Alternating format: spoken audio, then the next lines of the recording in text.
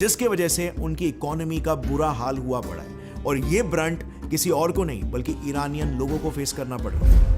अब खोमेनी की सरकार आने के बाद तो ईरान में कंप्लीट शरिया कानून लागू हो गया, जिसके तहत आज तक ईरान में एक लड़का और लड़की पब्लिकली हाथ में हाथ डाल के नहीं चल सकते, साथ में ट्रैवल भी नहीं कर सकते। उनके पब्लिक ट्रांसपोर्टेशन जैसे बस और ट्रेन्स में भी जेंडर सेग्रीगेशन फॉलो किया जाता है। बेसिकली वहां पर मेल्स और फीमेल्स को कंपलसरीली सेपरेट कंपार्टमेंट्स में ट्रैवल करना पड़ता है। यहां तक कि वहां पर मेल्स और फीमेल्स के सेपरेट पार्क्स तक बनाए गए हैं। अब कपड़ों में भी काफी सारे रेस्ट्रिक्शंस है। शरिया लॉ के मुताबिक वहां पर हर औरत को ईरानियन ड्रेस कोड को फॉलो करना पड़ता है, जिस ड्रेस कोड के मुताबिक फीमेल्स को वहां पर कंपलसरीली हिजाब और लूज कपड़े पहनने पड़ते हैं जो उनकी पूरी बॉडी को कवर कर सके, और मेल्स को फुल स्लीव्स और फुल पैंट्स पहनना कंपलसरी है। वहां पर रेस्ट्रिक्शन कुछ इस कदर है कि वहां पर एक मेल और फीमेल पब्लिकली हैंडशेक भी नहीं कर सकते। अगर हैंडशेक करते हुए देख लिया तो सीधे उन्हें जेल हो जाती है। इवन उनके फीमेल एमपीज को भी इस क्राइम के लिए जेल की सजा है। और ये सभी रूल्स को कोई तोड़े नहीं, इसका ध्यान रखने के लिए, इसे मेक श्योर करने के लिए ईरान में मॉरल पुलिस घूमती है। प्लस उन्होंने जगह जगह पर कैमरास भी इंस्टॉल करके रखे हैं जो ये मॉनिटर करते हैं कि कोई भी शरिया लॉ ना तोड़ सके, और अगर कोई ऐसा करता हुआ दिख गया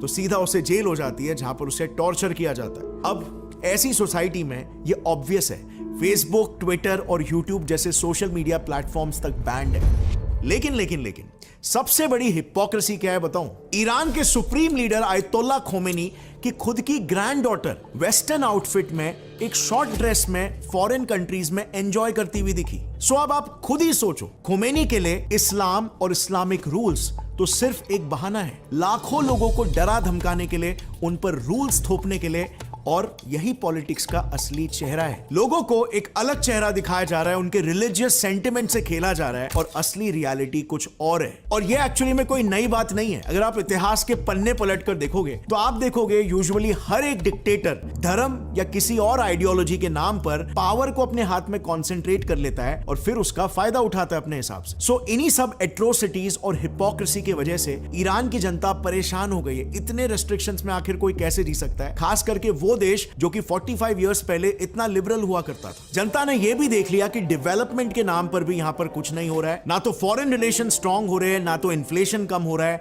सिर्फ धर्म के सहारे ही लोगों को रखा जा रहा है। और इसीलिए जनता अब वाकई में परेशान हो गई है, जिस वजह से इस्लामिक फंडामेंटलिस्ट हार गए।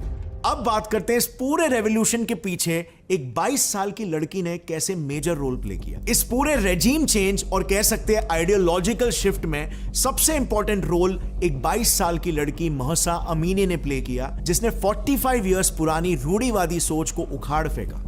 एक्चुअली हुआ कुछ यूं कि ईरान की मॉरल पुलिस ने महसा को अरेस्ट किया था सिर्फ इसीलिए क्योंकि उसने हिजाब ईरानियन ड्रेस कोड के अकॉर्डिंग नहीं पहना था। उसको अरेस्ट करके महसा को इतनी बुरी तरीके से पीटा गया कि अंत में उसकी मौत हो गई।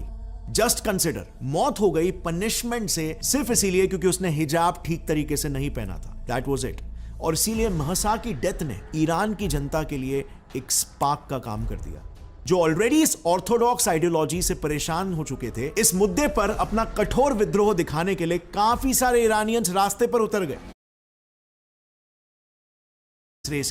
In protest of high prices, lack of purchasing power, and government corruption, in addition to demanding the release of other activist workers. आज ईरान में सिचुएशन कुछ ऐसी हो गई है कि लोग इस्लाम को उनके ऊपर थोपे जाने से इतने नाराज हो गए हैं कि उन्होंने मस्जिद तक जाना छोड़ दिया है, जिसकी वजह से पिछले कुछ सालों में ईरान में 75,000 मॉस्क्स में से 50,000 मॉस्क बंद हो गए। यस, एक हार्डकोर मुस्लिम देश में वहां के लोगों ने मॉस्क जाना बंद कर दिया। और ये कोई यहां वहां की खबर नहीं है, बल्कि बिल्कुल ऑफिशियल है।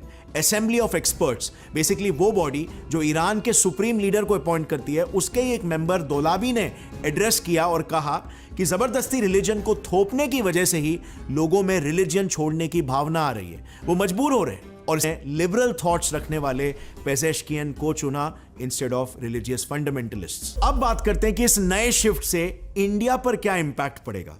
क्या तो आप सबने आज से कुछ ही दिनों पहले ये सुना होगा कि इंडिया को ईरान के चाबहार पोर्ट का एक्सेस मिल गया है। दिस मींस कि हम ऑलरेडी इस इतने बड़े रीजन में बिना किसी इंटरप्शन के ट्रेड कर सकेंगे। दूसरा मेजर बेनिफिट, ईरान में एक डेमोक्रेटिक और लिबरल गवर्नमेंट आने की वजह से काफी टाइम से रुके हुए इंडिया के लिए सबसे प्रॉफिटेबल रसअस्त्र रेलवे प्रोजेक्ट में भी स्पीड आ जाएगी। बेसिकली इस प्रोजेक्ट से होगा ये कि हम यूरेशिया में आसानी से ट्रेड कर पाएंगे पाकिस्तान और सुएज कैनाल को इजीली बाईपास करके, और हमें बाल्टिक कंट्रीज का एक्सेस मिल जाएगा। अगर आप इस मैप में देखोगे तो इतने बड़े डिस्टेंस को अवॉइड करके हम 45 से 60 डेज में कवर होने वाले ट्रेड रूट को सिर्फ 25 से 30 डेज में ही कवर कर लेंगे, और वो भी 30% लेस कॉस्ट में, जिससे आने वाले टाइम में इंडिया चाइना की तरह दुनिया का एक बहुत ही अच्छा और रिलायबल सप्लाई चेन पार्टनर बन सकता है। लेकिन ऑफ कोर्स इन सब चीजों को कुछ वक्त के लिए साइड में रखते हुए, अगर ईरान में लिबरलाइजेशन आता भी है तो ये ईरानियन लिबरलाइजेशन कितने समय तक टिक पाएगा, क्योंकि 5 इयर्स पहले ही ईरान ने खुद ही तो एक लिबरल हेड ऑफ स्टेट को उखाड़ फेंका। प्रॉफिट की अगर बात करें तो इससे फ्यूल प्राइसेस काफी हद तक सस्ते हो जाएंगे, क्योंकि हिस्टोरिकली ये प्रूवन है कि ईरान ने इंडिया को हमेशा ही सस्ते रेट पर ऑयल प्रोवाइड किया है। और अगर लॉन्ग टर्म फायदे की भी हम बात